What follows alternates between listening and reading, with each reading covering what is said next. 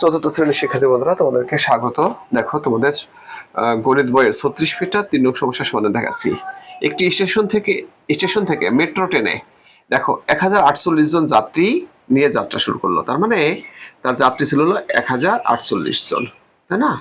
এখন দেখো পরবর্তী স্টেশনে 148 জন যাত্রী নেমে গেল। তার মানে এখান থেকে নেমে গেছে 148 জন, 148 জন। হ্যাঁ, এবং 180 জন যাত্রী হলো। দেখো নতুন করে উঠছে 180 জন। এখন কতজন যাত্রী আছে? তাহলে আমরা লিখতে পারি যে এখন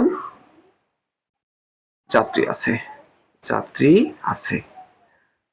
ঠিক আছে।